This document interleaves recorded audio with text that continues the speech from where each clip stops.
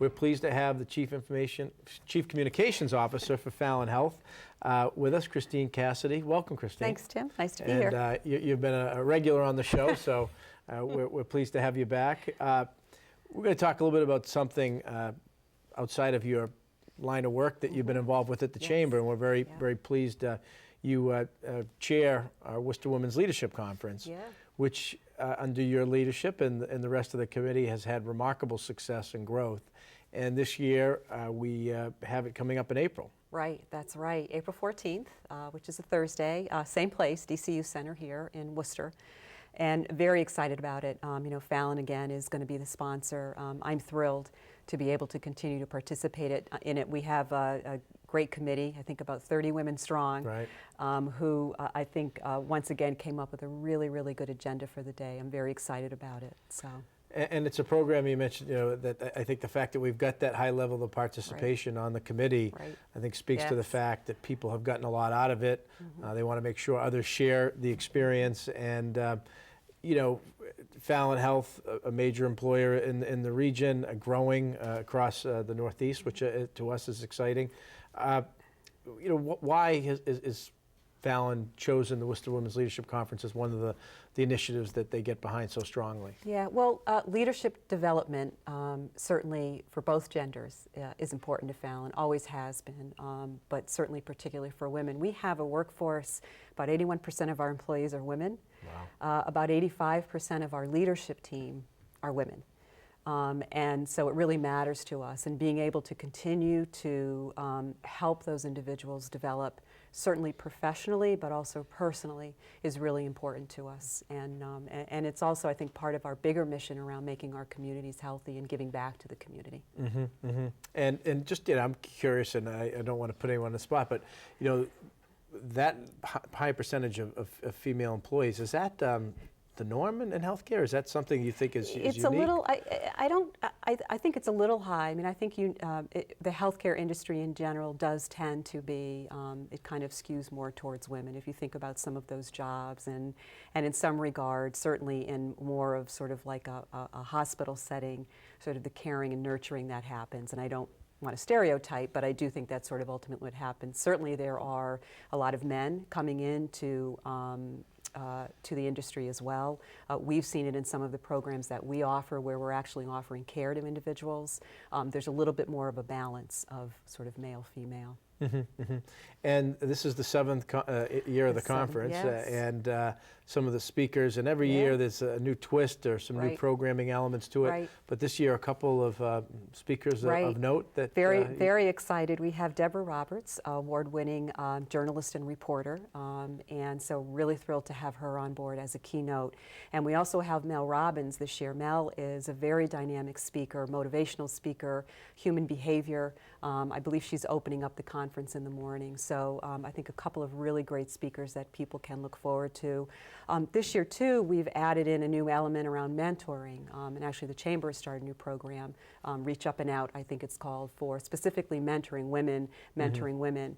And we've found over the years in doing the conference that this topic is continuing to become a more important topic, especially for women looking for others within their companies where they work and as part of their overall networking, for them to really they need someone to look up to. And it really does matter in the workplace. We've had a mentoring program in place at Fallon for a while, and we're really finding that it's having a good positive impact. Leadership skills are being developed quickly, and they're stronger, and it's also leading to some great promotional opportunities for women in our organization. And I think if people, just our viewers, just even, we've all had mentors in our lives, either formal or informally, family or non-family coaches who play important roles, and can really open doors and horizons. But it does take, not everyone has that, and making sure that people feel that there is someone that they can go to, offer them guidance and support is incredibly important. I think that's one of the reasons why the Chamber, is launching this new mentoring program called Reach Up and Out. and there's a line that just came up. I think Madeleine Albright. What was her line? The hottest place in, that's in right. hell is reserved for women who don't help women. But it is important to have that if we're going to break glass ceilings and kind of have women achieving and reaching the highest levels. I think it's really important to be able to look to those women who have sort of helped to blaze some trails ahead of you and find out how they did it. And I think it's great to be able to use the conference this year to really expand upon that and give some younger women who are up and coming the opportunity to develop relationships with women who have climbed the ladder and can help sort of show them the ropes a little bit and see how it's done. And it's not just anecdotal in terms of it helping and making a difference. I mean, there's been some studies done. There have been some studies done. Harvard Business Review did a study that really did show that mentoring, regardless, again, men or women, but mentoring in general was really helpful to people in terms of salary increases, promotional opportunities in leadership development schools. Yet another study, I think, showed that about 63% of women have really only had that opportunity. And often I think it's because people are sort of afraid to ask for help sometimes.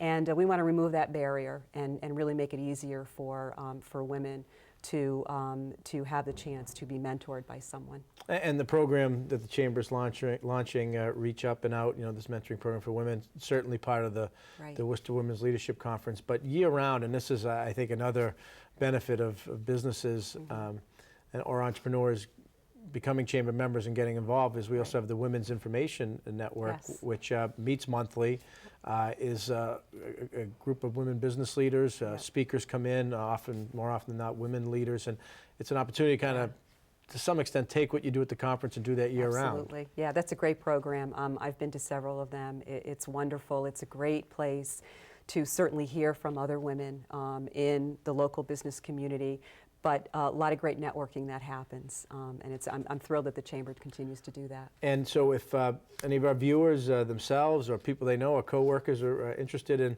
attending the Worcester Women's Leadership Conference on April 14th, they can plug in how? WorcesterWomen'sLeadership.com. I hope I got that right. I know they can go to the Chamber. WorcesterChamber.org. I know that one. There you go. You got that one. You can go there. There's information right there on the homepage to register, to get a full day of the agenda. There are the keynote speakers. There are workshops.